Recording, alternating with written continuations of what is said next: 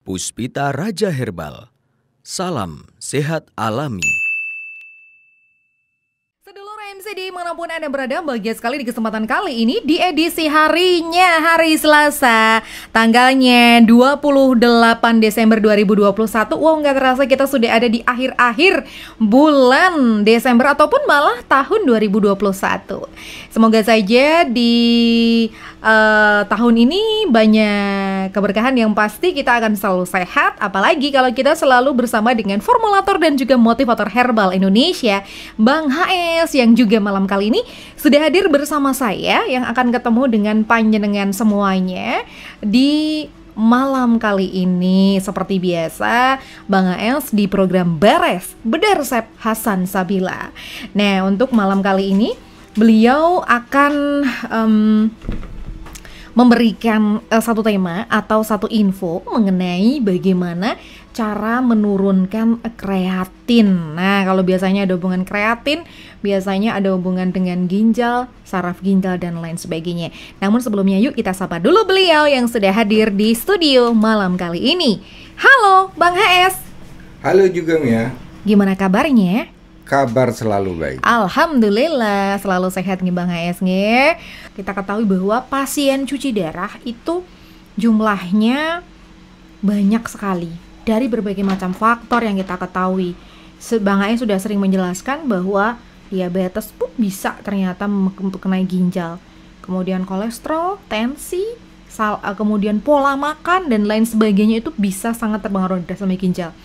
Nah, ketika seorang manusia sudah divonis harus cuci darah, itu kayak sudah sedikit kayak mungkin kayak aduh, saya bagai disambar petir di siang bolong gitu. Berarti kemungkinan hidupnya tinggal berapa persen atau lain sebagainya. Itu adalah fakta yang terjadi di masyarakat. Ketakutan dari kata-kata cuci darah gitu ya Pak Hasan. Bahkan dari cuci darah itu kan kalau kita ketahui ada yang sudah 2 tahun, 5 tahun, 7 tahun, 10 tahun, bahkan ada yang sampai sudah 22 tahun. Wow, ini benar-benar Masya Allah ya, sudah 22 tahun harus seminggu 2 kali ke rumah sakit. Berarti dia sudah melewatkan banyak waktu, separuh hidupnya di rumah sakit. Itu kan ngeri banget. Bagaimana yuk kita ternyata ada seseorang yang sangat kayak Pak Hasan tuh gimana ya, kasihan gitu kalau misalkan melihat orang-orang yang ya masa sih seumur hidup harus hidupnya tergantung pada mesin gitu ya, tergantung pada mesin. Kemudian juga sebagian besar pasien cuci darah kan organ-organ lain juga biasanya terjadi kulit menghitam, rambut rontok, nggak bisa makan, HB-nya rendah dan lain sebagainya. Pokoknya pasti banyak ada efek sampingnya. Pastinya Bang Aya sangat peduli gitu ya, dan alhamdulillahnya kita sudah ada di Indonesia. Alhamdulillah kita tinggal di Indonesia yang ada salah satu formulator herbalnya, dan saya senang sekali juga karena beliau ada di Yogyakarta dan beliau saat ini ada di depan saya. Beliau yang akan berjuang untuk membantu para pasien cuci darah untuk insya Allah nanti bisa terlepas dari mesin cuci darah, bisa menjalani hidup normal tanpa harus ke rumah sakit lagi dan lain sebagainya. Betapa bahagianya kita, betapa bangganya termasuk saya dan juga semuanya yang pastinya bisa kenal, bisa mendengar, atau mungkin yang pernah bertemu dengan Bang HS pun saya yakin sangat bahagia sekali ketika ada seorang seperti beliau ini yang berjuang untuk pasien cuci darah, yang notabene kalau kita mendengar cuci darah tuh udah aduh, cuci darah seperti itu. Nah, hari ini Bang HS akan kembali membantu pasien-pasien cuci darah dengan bagaimana sih cara menurunkan kreatin. Kita ketahui kenapa pasien dicuci darahnya itu memang salah satunya adalah karena kadar kreatin dan ureumnya yang tinggi. Hari ini Bang Ais tidak akan membahas ureum dulu, tapi akan membahas mengenai kreatin dulu, karena kayaknya akan ada step by step yang akan beliau berikan. Yuk kita langsung saja ke Bang HS. Bang HS, saya merasa sangat bahagia, sangat bangga gitu ya ada di depan panjenengan seorang formulator dan juga motivator yang belum lama saya kenal. Kalau dibilang lama kan udah 10 tahun, 20 tahun. Saya kenal beliau belum terlalu lama, sekitar 4-5 tahunan saya kenal beliau. Jadi saya merasa sangat senang, bangga sekali bisa mengenal seorang yang bisa menyelamatkan jutaan nyawa. Termasuk hari ini beliau akan memperjuangkan pasien cuci darah. Gitu ya Bang AS ya. Silakan. Terima kasih Mia. Terima kasih juga pada Fan Hasan Sabila. Saya jadi sempat terdiam mendengar dari ulasan Mbak Mia tadi tentang cuci darah. Ternyata banyak pasien cuci darah yang sudah mencapai 22 tahun menggantungkan jiwanya, nyawanya pada mesin. Baik. Inilah beratnya kita. Saya harus berkata apa? Maka secapek-capeknya saya tetap saya akan berjuang demi keselamatan kesehatan bangsa Indonesia. Baik. Kalau dipikir capek juga. Kalau dipikir pusing juga. Kalau dipikir lapar juga tidak terpikir. Bahkan otot, pinggang semua ngetok-ngetok atau nyeri. Ya, saking capeknya. Saking capeknya. Sebenarnya ya sekali lagi karena Pak Hasan adalah manusia biasa yang beliau juga punya rasa capek, ngantuk, lapar dan lain sebagainya. Jadi, tapi kadang beliau itu kadang ya udah deh entar itu urusanku pribadiku entar aja. Aku mau ngurusin pasien dulu nih, kayak gitu loh. Gitu ya Pak Hasan ya. Betul Mia. Jadi seakan-akan hidup saya itu hanya untuk pasien. Jadi hampir tidak terpikir urusan-urusan di dalam rumah tangga. Sehari-harinya saya berpikir untuk pasien. Baik. Apalagi pasien yang datang dari luar kota, sakitnya cuci darah, berharap ingin sembuh. Itulah saya jadi belajar terus Mia. Yang tadinya saya dikatakan bahwa ketemu pasien katanya Pak, apakah diabetes saya bisa sembuh? Datang lagi, apakah diabetes saya bisa sembuh? Datang yang ketiga dan ke 1000 pasien saya mengatakan bahwa diabetes itu tidak bisa sembuh. Seakan-akan saya protes pada diri saya. Kalau sampai saya tidak bisa menemukan, berarti Hasan Sabila bukan formulator. Berarti dia adalah orang yang abal-abal. Bisa dikata orang yang abal-abal ini adalah pembohongan publik. Akan tetapi Hasan Sabila selalu berpikir untuk mengkaji ilmu, memperdalam ilmu agar ilmu itu bisa disajikan ke banyak orang dan orang itu bisa menikmati. Salah satu seperti Yusuf Santoso. Dia menikmati sekarang diabetesnya normal tanpa minum obat-obatan. Akhirnya terjawablah diabetes bisa sembuh tanpa minum obat-obatan, termasuk jamu. Terima kasih Pak Yusuf. Bahagianya mungkin Pak Yusuf, sehingga saya juga tidak mengenal beliau, tiba-tiba saya dititipkan lukisan kaligrafi yang bertuliskan Bismillahirrahmanirrahim. Itu ada di radio, kemudian sudah saya terima. Terima kasih Pak Yusuf. Yang kedua, kita akan berbicara kalau saya sudah berhasil mengamankan diabetes. Sekarang yang masih menjadi tanda tanya saya yaitu gagal ginjal. Yang kedua, glukoma. Sedikit glukoma yang mampu saya sembuhkan, tapi masih banyak yang belum saya sembuhkan, yang berarti saya harus memperdalam ilmu dan mengkaji ilmu itu agar setiap penderita glukoma mereka bisa sembuh. Begitu juga yang cuci darah. Melihat dari kenyataannya Bapak Ibu, kreatin itu adalah molekul penting dalam otot yang berfungsi atau bertugas di dalam memproduksi energi. Dia otot mendorong saringan ginjal untuk membuang kotoran-kotoran. Melihat dan mendengar otot yang berarti ini butuh banyak vitamin-vitamin otot seperti potasium. Hanya saja di mana letak potasium yang dibutuhkan, ini yang kita cari. Jadi bukan sekonyong-konyong kita mendengar itu bagian dari ginjal berarti obatnya adalah tumbuh-tumbuhan yang berhubungan dengan ginjal. Contoh, tempuyung nggak bisa digunakan, gempur batu nggak bisa digunakan, remujung nggak bisa digunakan. Karena kandungan yang dibutuhkan ini kerusakannya adalah pada fungsi otot ginjal. Nah, kemudian meningkatnya kreatin di dalam darah membuat fisik menjadi lemes. Kenapa? Karena otot memproduksi energi gagal.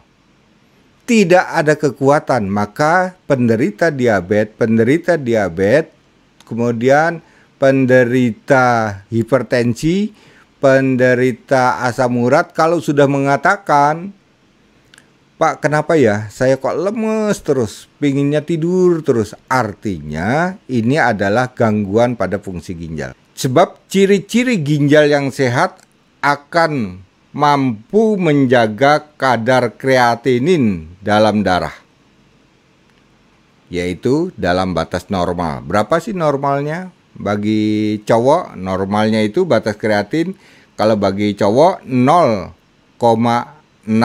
sampai dengan 1,2 itu cowok. Terus pada wanita 0,5 sampai dengan 1,1 itu batas normal. Melebihi dari angka itu yang berarti otot ada masalah, tidak mampu untuk memberikan asupan atau pekerjaan ginjal yang biasanya mengeluarkan cairan dan membuang kotoran dari metabolisme melalui urin, didorong dengan otot agar kotoran itu cepat keluar. Ini gagal. Gagalnya otot mengeluarkan atau memicu ginjal itu bekerja disebut penyakitnya gagal ginjal. Apa yang akan kita lakukan Bapak Ibu? Kalau sudah terjadi otot pada ginjal bermasalah, inilah yang menjadi pedoman para dokter fungsi ginjal lemah.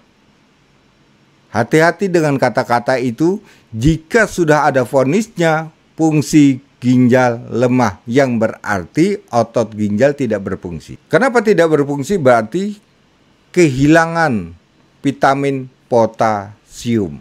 Bagaimana untuk mengisi potasium? Kita cari. Potasium tidak berada di daun. Potasium tidak berada di buah. Potasium tidak berada di sayur. Dan potasium tidak berada pada batang-batangan. Bingung kan kita? Di mana harus kita cari? Ini adalah tugas formulator untuk menyelidiki potasium untuk kepentingan ginjal. Apakah kasus ini kerusakan pada otot ginjal atau kebocoran pada ginjal? Kalau sudah pasti penyakitnya, yang berarti kita semakin mudah, semakin meruncing kasus yang kita garap. Kenapa seperti itu? Semakin jelas kasus itu berarti semakin tepat kita untuk memilih tumbuh-tumbuhan atau obat yang bisa kita racik. Bagaimana caranya? Ikuti Bang HS, kita pasti akan mengetahui bagaimana tahu meracik herbal yang benar. Itulah kadang Bapak dan Ibu, meracik aja susahnya bukan main. Karena kita harus mengetahui organ dalam. Kemudian kita harus sudah mengetahui organnya, kita harus mengetahui senyawa apa yang harus saya masukkan kepada penyakit tersebut. Kalau sudah tahu senyawanya, di mana senyawa itu berada? Di tumbuh-tumbuhan apa? Itulah sulitnya. Kadang saya sakit hati kepada sudah sulit mempelajari untuk menentukan senyawa. Ada yang mengatakan bahwa ini adalah omong kosong atau kabar angin doang. Sementara kalau yang ngomong itu hanya sekitar ilmunya ilmu bengkel, ilmunya ilmu marketing, ilmunya itu hanya ilmu politik, saya akhirnya tersenyum. Ternyata dia bukan seorang herbalis. Perjuangan saya murni, saya sajikan kepada bangsa Indonesia. Karena saya melihat di Indonesia ini tidak satupun orang yang mau merelakan dirinya, pikirannya, jiwanya, jantung, darahnya kepada bangsa Indonesia untuk membahas tentang tumbuh-tumbuhan yang diracik menjadi obat buat bangsa kita sendiri. Melihat kenyataan ini, akhirnya saya terjun ke lapangan untuk meneliti tumbuh-tumbuhan. Kemudian saya temukan, saya racik, kemudian berhasil dengan racikan itu, saya berikan racikan itu kepada bangsa Indonesia. Maka line saya ada melalui radio, ada melalui streaming, ada juga yang melalui YouTube dan Facebook. Agar dikenal oleh banyak orang, terutama bagi mereka yang kehidupannya di pesisir. Jauh dari dokter, jauh dari puskesmas, jauh dari rumah sakit. Kemudian Bapak dan Ibu, penyebab kreatin saya hanya membatasi, walaupun kreatin itu, ginjal itu rusak atau gagal bisa diakibatkan karena kelebihan alkohol, karena banyaknya minum soda, karena kolesterol tinggi. Saya tidak membatasi, saya tidak akan membahas itu. Tapi yang akan saya bahas adalah rata-rata gagal ginjal itu banyak yang bermasalah pada dari penyakit hipertensi, 1, 2, diabetes, 3, asam urat, ya. Dari 3 ini yang akan saya bahas. Walaupun ada juga gagal ginjal yang diakibatkan karena alkohol, tapi saya tidak membahas ke sana. Malam ini saya akan membahas bagaimana cara memperbaiki atau menekan kreatin tinggi menjadi normal. Season berikutnya atau jilid kedua, saya akan membahas urium, bagaimana menekan urium. Karena di dalam ginjal itu Bapak dan Ibu, antara kreatin dan urium ini kadang berbeda. Uriumnya normal, tapi kreatinnya tinggi. Sebaliknya begitu juga, kreatinnya yang normal, tapi uriumnya tinggi. Apa yang harus kita lakukan? Maka saya akan membahas urium ini di minggu yang akan datang, di tahun depan. Berarti masih menunggu saya 1 tahun ya. Tahun depan. 2022 ya Mia ya. Nah ini saya akan fokus kepada bagaimana saya menyikapi kreatin yang tinggi ini bisa turun. Karena apa? Rusaknya otot membuat orang menjadi lemes. Siapa yang tidak bingung, Ibu? Saya menurunkan kadar gula dalam darah penderita diabetes. Berhasil, bagus. 111. Tapi kok saya jadi lemes, Pak? Apa yang akan kita katakan? Bagi mereka yang konyol, pasti dia akan menjawab, lemes bawa aja tidur, Pak, jangan dipaksakan duduk. Lemes itu penyakitnya penderita diabetes, harus kita sikapi. Kenapa bisa lemes?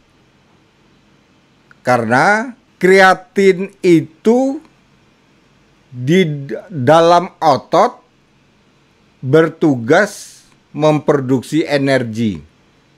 Kenapa dia tidak mampu memproduksi energi? Karena kerusakan pada otot ginjal. Yang berarti kita harus langsung tanggap.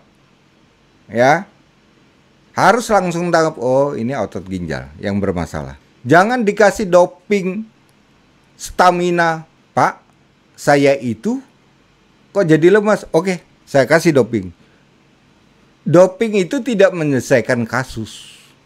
Ini penyimpangan pengobatan namanya. Yang kita benahi adalah bagaimana memperbaiki otot pada ginjal agar bisa memproduksi energi. Energi didapatkan dari mana? Dari asupan. Asupan apa saja? Bisa protein, bisa dari zat gula atau karbohidrat. Itu akan terbentuk energi. Kemudian dari mereka yang mengalami, Bapak dan Ibu ya, mengalami kerusakan ginjal atau kerusakan otot ginjal ditandai dengan lemes, keringat dingin, demam, sakit kepala, sesak napas, perut mual-mual, mata berkunang-kunang. Apa yang mau kita katakan, Pak? Apakah penyakit seperti ini harus kita kasih doping stamina? Kasihan penderitanya. Ini sama saja, ya Pak ya, sama saja ketika Bapak bermasalah pada motor, motor itu mogok, dimasukkan ke bengkel, ngomong sama bengkel, Pak, motor saya mogok, saya tinggal ya Pak ya, sama bengkel yang diperbaiki motor sebelahnya. Ini kan salah kamar. Begitu sudah Pak, sudah dibayar sama dia, dihidupkan. Loh kok Pak belum hidup? Loh bukan yang itu tadi saya perbaiki. Ini namanya salah kamar. Sia-sia. Begitulah kalau kreatin ini lagi bermasalah, lagi tinggi, berarti ada masalah pada otot. Ototlah yang diperbaiki. Jangan kita memberikan acuan stamina kepada si penderita. Kita akan mulai masuk pada materi Bapak dan Ibu. Sebelum kita masuk ke materi, tentunya sebagai hamba Allah, setiap memberikan ilmunya, sodakohnya, saya mengingatkan, ini adalah tugas yang diberikan oleh Allah, sementara hambanya itu hamba dalam kondisi sehat yang dijaga kesehatannya itu oleh Allah. Untuk siapa? Untuk mereka yang sedang sakit. Yang artinya setiap kita diberi napas dan jantung yang sehat, ini adalah pemberian dari Allah. Itulah yang kita gunakan. Bagaimana kita menerapkan ilmu kita, pikiran kita, tenaga kita, harta kita untuk orang lain. Janganlah terpikir bahwa segala perbuatan, segala langkah kita itu ada duitnya. Jangan terpikir seperti itu. Ini akhirnya menjadi rezeki yang tidak barokah. Yang kita pikirkan hanya, ya Allah, berikanlah ridhomu kepada langkah-langkahku, agar setiap langkahku ini akan menemukan tumbuh-tumbuhan yang tepat untuk menyembuhkan penderita kreatin tinggi. Baru kita jalan, baru kita melangkah. Begitu ketemu, baru kita sumbangkan kepada orang lain. Jangan disimpan, jangan berangan-angan bahwa kreatin ini adalah obat yang paling mahal, kemudian dia diam-diam saja diproduksinya, dijual satu produk 3 juta. Sulit kok curi. Ini saya meneliti lama sekali. Saya peras otak. Biaya banyak. Mentang-mentang tidak ada produk yang di lapangan, di toko-toko yang dijual untuk menurunkan kreatin sehingga dia jual mahal. Akhirnya yang tadinya dia mendapatkan ilmu dan kemudahan yang diberikan oleh Allah kemudian dicabut. Dia dibenci orang, dia dicaci maki orang, dia banyak digunjing orang. Itu artinya Allah membalas dari orang lain kepada dirinya yang suka menjual ilmunya kepada hamba Allah yang sedang sakit, kemudian dengan tarif yang sangat mahal. Saya pernah mendengar saudaraku, begitu dia datang, suaminya tukang becak, datang ke situ pakai sepeda ontel, goncengkan istrinya yang sedang stroke. Stroke loh itu digoncengkan pakai sepeda. Kemudian begitu masuk, lihat nota keluar 4.700.000. dia nangis di tempat, tidak bisa nebus. Akhirnya orang-orang yang di sebelahnya yang berobat itu memberikan sumbangan. Ada yang 50.000, ada yang 100 untuk menebus itu. Tegakah kita wahai hamba Allah, sementara kita diberi ilmu kelebihan untuk membantu hamba-hamba Allah yang sedang sakit? Bagaimana sikap kita untuk melihat mereka yang sedang sakit tidak mempunyai uang? Apakah harus diusir begitu saja? Akhir dari cerita itu, kemudian diambillah obat itu. Kemudian dia pulang dengan meneteskan air mata. Akhirnya apa? Tidak sembuh karena tidak ada berkah yang diberikan oleh Allah. Ini namanya bisnis murni, tanpa melihat lawan, tanpa melihat sedulur, tanpa melihat kawan. Akhirnya muncullah kebencian. Tidak lama di dalam usahanya kemudian dia menjadi rugi dan bangkrut. Maka inilah yang saya ingatkan kepada saudara-saudaraku, setiap kita melakukan perbuatan janganlah dinilai dengan uang, nilai nominal, label harga, jangan. Dumeh yang datang, gelangnya kiri kanan, kalungnya gede kayak rantai, kemudian tarifnya dinaikkan. Tidak seperti itu. Yang kita jaga adalah kemampuan kita. Mampukah saya mengobati orang tersebut? Ukur dulu diri kita. Kalau memang tidak mampu, katakanlah, walaupun dia orangnya kaya, anak sultan, katakanlah, maaf saudaraku, sepertinya ini, penyakit ini bukan saya yang harus mengobati. Saya tidak mampu untuk mengobati itu. Lakukan, ini gentle.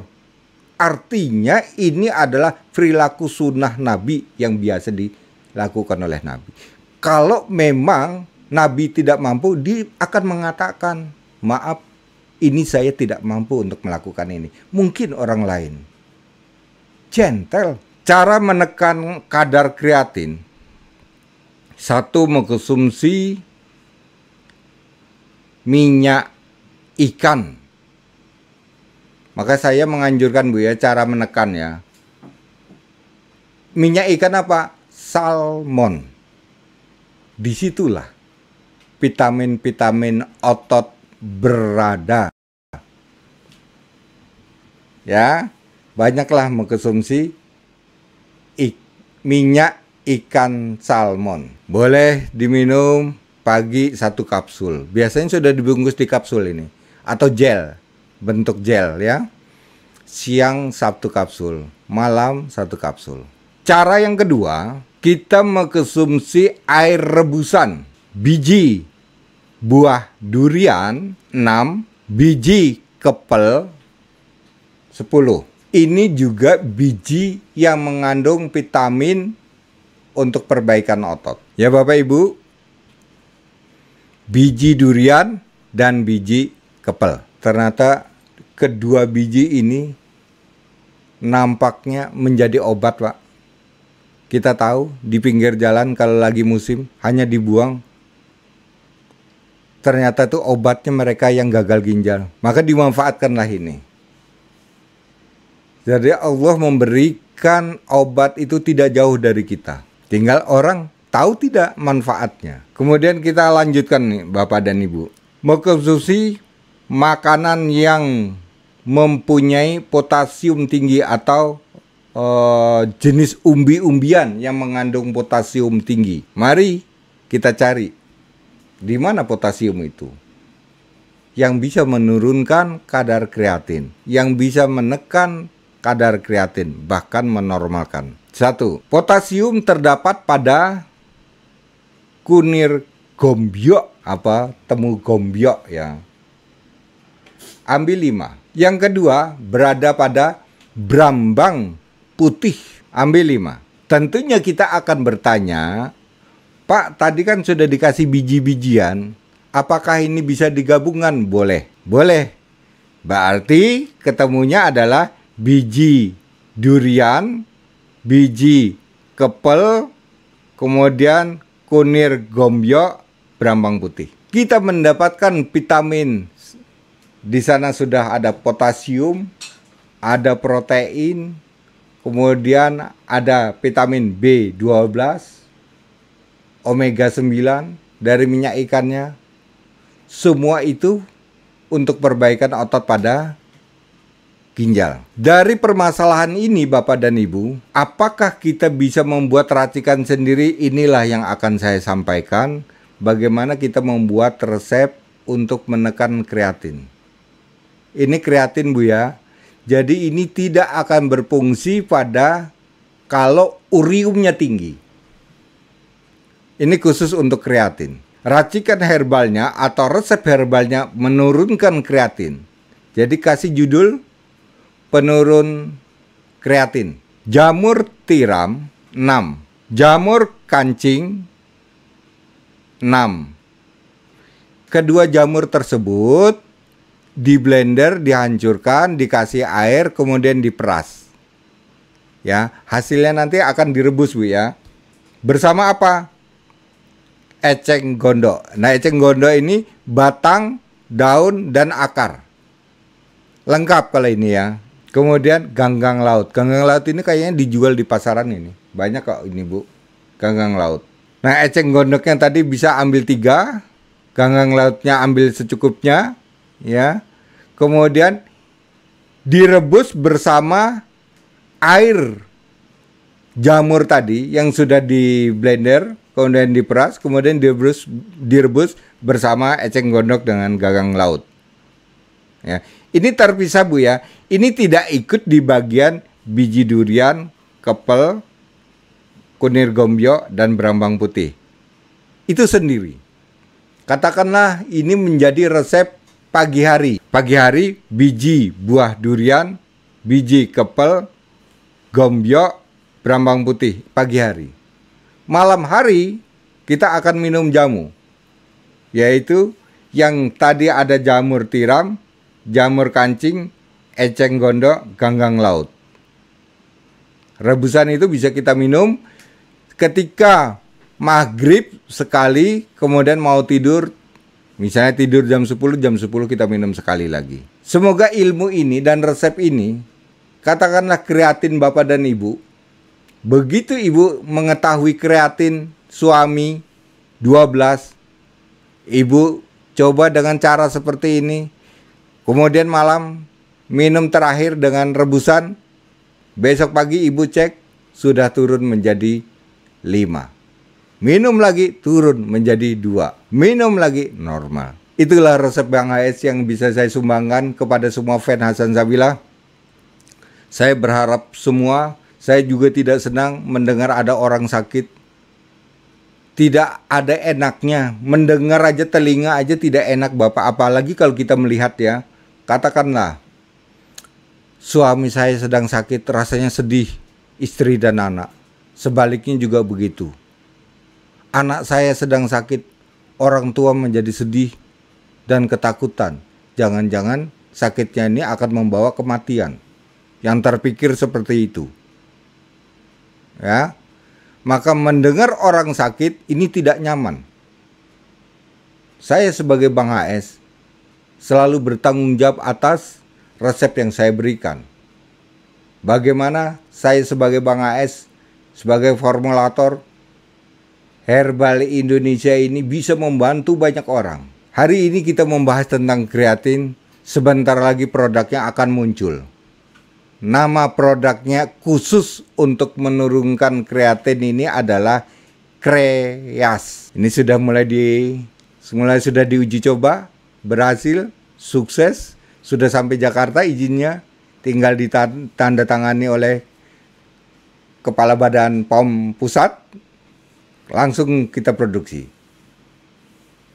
Nah, esok akan keluar lagi namanya yang untuk menekan urium, namanya Urgin atau urium ginjal. itu juga akan muncul.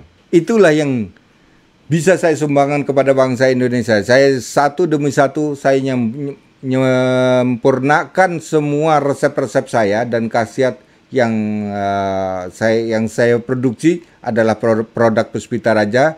Bagaimana produk Puspita Raja ini menjadi ikon, menjadi panutan, menjadi salah satu pilihan bagi bangsa Indonesia.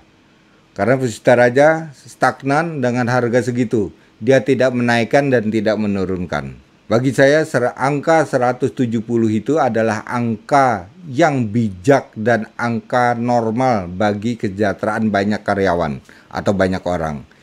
Saya sudah bisa memberikan sedekah dengan produknya. Saya dengan biaya 170.000 per produk itu, saya bisa membiayai semua karyawan saya dan membesarkan nama Puspita Raja. Begitu juga dengan pabrik-pabrik Puspita Raja yang tadinya pabrik kita ada pabrik 1, sekarang muncul pabrik 2. Itu sudah nilai yang barokah. 17 itu adalah angka keramat. Kenapa? 17 Agustus kita merdeka. 17 rakaat itu adalah orang muslim menjalankan ibadah. Jadi 17 itu saya senang sekali dengan angka itu. Mudah-mudahan angka ini menjadi angka yang barokah. Terima kasih Bapak Ibu, kita akan menjawab pertanyaan jika ada waktu. Tapi kalau tidak ada waktu, kita akan menjawab pertanyaan ini di hari Kamis atau Sabtu. Ya, begitu Mia ya. Dari saya, Bang AS mengucapkan salam sehat alami. Puspita Raja Herbal, kami tidak kemana-mana, tapi ada di mana-mana.